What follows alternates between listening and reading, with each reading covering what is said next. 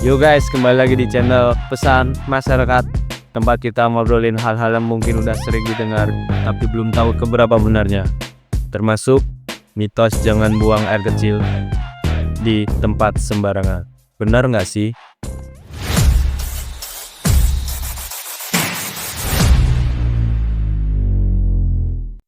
Orang-orang tua dulu sering bilang jangan buang air kecil sembarangan, apalagi di bawah pohon besar atau dekat tanah lapang yang sulit. Katanya tempat-tempat itu sering jadi rumah bagi mereka yang tak kasar mata. Aku dulu gak percaya, sampai suatu malam aku sendiri yang langgar pamali itu, dan semuanya berubah sejak saat itu. Ada contoh kisah yang bernama Aldi. Waktu Aldi masih kuliah semester 5, Aldi dan 3 temannya Rian, Ulan dan Edok dapat tugas KKN di desa terpencil di Jawa Barat. Namanya Desa Ciramun. Desa kecil, tenang, dikelilingi kebun dan hutan bambu. Mereka tinggal di rumah kosong milik kepala dusun. Dari awal warga sangat ramah, tapi banyak yang kasih pesan-pesan aneh. Kalau jalan malam jangan teriak-teriak. Kalau ke kebun jangan sampai sembarangan kencing. Mereka cuman ketawa. Waktu itu anak kota mana percaya hal begituan. Suatu malam mereka pun jalan kaki pulang dari acara rapat di balai desa. Perut Aldi mulas dan Aldi gak tahan lagi. Teman-teman udah jalan duluan dan Aldi pun ketinggalan di belakang. Di pinggir jalan Aldi melihat sosok timbun di bawah pohon besar yang udah kupikir itu tempat yang pas buat buang air kecil. Tapi baru beberapa detik Aldi kencing, angin berhenti, sunyi, jangkrik mendadak enggak bunyi. Terus Aldi mendengar suara bisikan kecil di telinganya. Aldi pun lari, nggak boleh noleh ke belakang. Sampai rumah Aldi pura-pura biasa saja. Tapi malam itu Aldi nggak bisa tidur.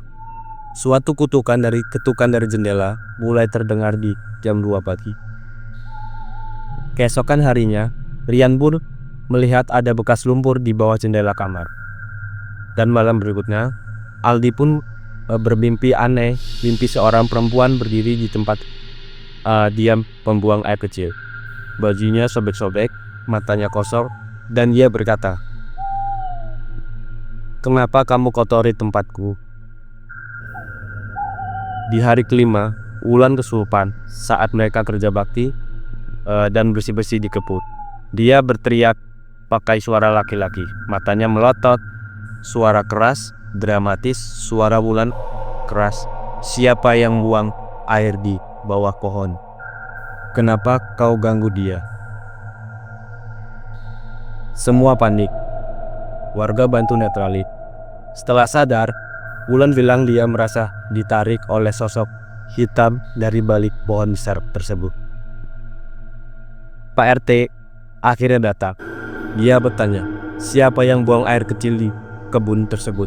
Aldi diam, tapi dia langsung tatap matanya. "Pak RT, tenang tapi serius.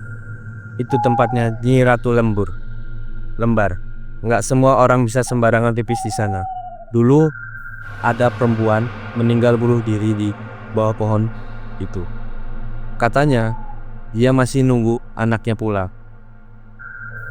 Aldi disuruh bawa bunga 7 rupa, air wangi, dan beras kuning. Jam 5 sore Aldi pun harus taruh semua itu di tempat Aldi buang air, lalu meminta maaf. Dengan tangan gemetar, Aldi taruh sesajen dan mulai berbicara. Aldi berkata, "Maaf, saya nggak tahu, saya nggak sengaja, saya nggak berniat, dan saya nggak ganggu siapa-siapa." Saat itu Aldi merasa ada yang berdiri di belakang Aldi.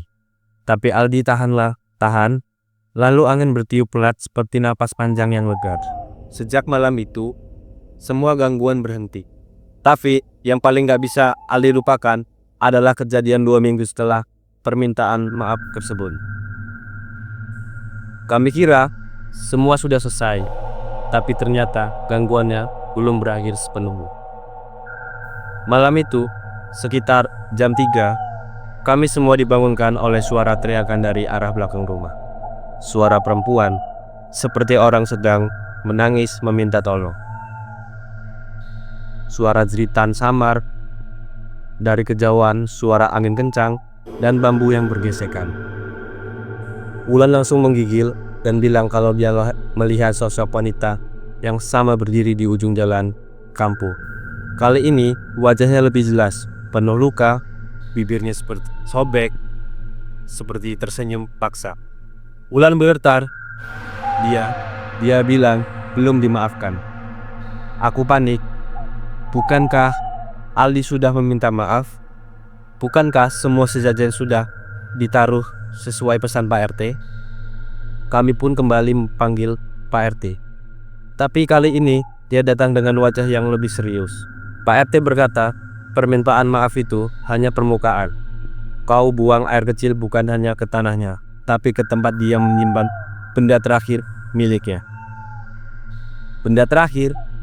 Pak RT pun berkata, kalung kecil peninggalan anaknya yang hilang waktu itu. Orang bilang dia menunggu anaknya pulang sampai mati dia di situ. Tiba-tiba ingatanku flashback ke saat Aldi buang air kecil dan sempat menginjak sesuatu yang keras seperti logam. Tapi waktu itu aku kira cuma batu. Pak RT minta Aldi menggali tempat itu, dan benar saja kami menemukan kalung kecil berkarat dengan liontin bergambar anak laki-laki. Pak RT berkata dia marah karena kamu tak tahu, tapi dia lebih sedih karena kau injak harapannya. Ritual kedua dilakukan di tengah malam. Kami harus bakar dupa, meletakkan kalung itu di atas kain putih, dan bacakan surat permohonan pengampunan. Wulan yang memegang kalung itu mendadak kesurupan lagi. Tapi kali ini suaranya lemah seperti perempuan menangis hiobih. Suara pelan, lembut, sedih. Anakku belum pulang, dia nggak pernah pulang. Pak RT pun berkata, katakan padanya bahwa dia boleh pergi, bahwa anaknya sudah tenang di dunia yang lain. Ali pun, Bu, kalau itu mencari anak ibu, percayalah dia sudah tenang. Dan jangan tunggu lagi, istirahatlah. Wulan pun menangis keras, lalu jatuh pingsan. Angin berhembus perlahan, dan bau bunga melati yang sangat tajam menguar dari tempat kami berdiri. Sejak malam itu, suara ketukan tak pernah terdengar lagi. Sosok wanita itu tak pernah muncul lagi. KKN kami selesai 1 bulan kemudian, tapi suatu hal yang aku bawa pulang bukan cuma laporan program kerja, tapi pelajaran tentang menghormati tempat sejarah yang tak terlihat.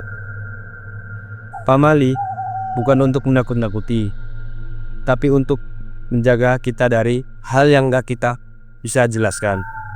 Sekarang Aldi percaya bahwa Pamali itu bukan cuma mitos. Kadang tempat yang kita anggap kosong bukan benar-benar kosong. Kalau kalian ke desa dan kalian merasa ingin buang air kecil, pastikan tempatnya itu benar. Pastikan gak ada yang memperhatikan dari balik semak-semak. Kalau kamu punya cerita serupa atau mitos unik dari kampungmu, tulis di kolom komentar. Dan jangan lupa like, komen, dan subscribe channel Pesan Masyarakat, karena di balik setiap pamali selalu ada pesan yang pantas didengar.